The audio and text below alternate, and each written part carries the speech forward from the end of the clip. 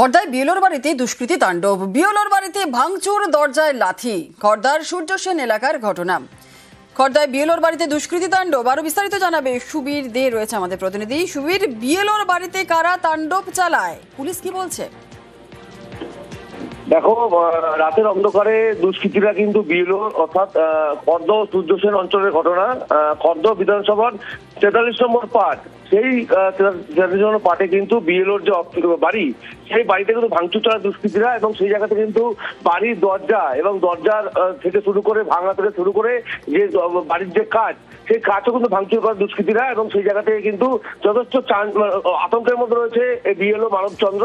এবং তারপরে কিন্তু ঘটনাস্থলে কিন্তু যায় খর্দ থানার পুলিশ। খর্দ থানায় অভিযোগ দায়ের করা হয়েছে এবং ইতিমধ্যেই খর্দ থানায় বিশাল পুলিশ বাহিনী ঘটনাস্থলে গিয়েছে এবং গত রাত থেকে কিন্তু আজকে সকালবেলা পর্যন্ত কিন্তু পুলিশ মোতায়েন করা হয়েছে। কি কারণে বিএলওর বাড়িতে ভাঙচুর করা হলো, এই নিয়ে কিন্তু তদন্ত করছে খর্দ থানার পুলিশ এবং এই যে বিএলওর বাড়ি ধরে টিভি ফুটেজ, সেই ফুটেজও কিন্তু খতিয়ে দেখছে খর্দ থানার পুলিশ। বেশ, ধন্যবাদ।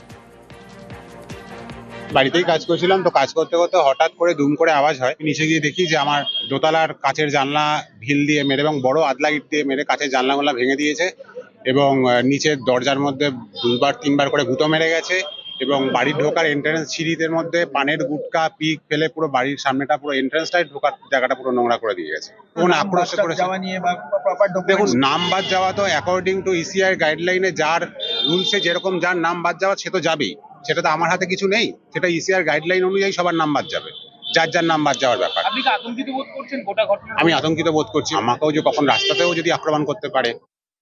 সরকারি নির্দেশ অনুসারে ইসিআই এর গাইড মেনেই কাজ করছি।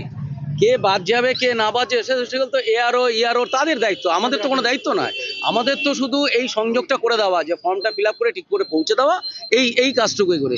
কিন্তু সেই কাজটুকু করতে গেলে যদি করতে গিয়ে যদি এইরকম সমস্যার সম্মুখীন পড়তে হয়, রাতে বিলেতে আমাদের বেরোতে হয়, এইভাবে যদি আমাদেরকে হেনস্থা করে, তাহলে তো কাজ করা আমাদের পক্ষে একটা ভীতির ব্যাপারই আর কি। আমরা সন্তুষ্ট ভীত এবং তার প্রতিকার চাই।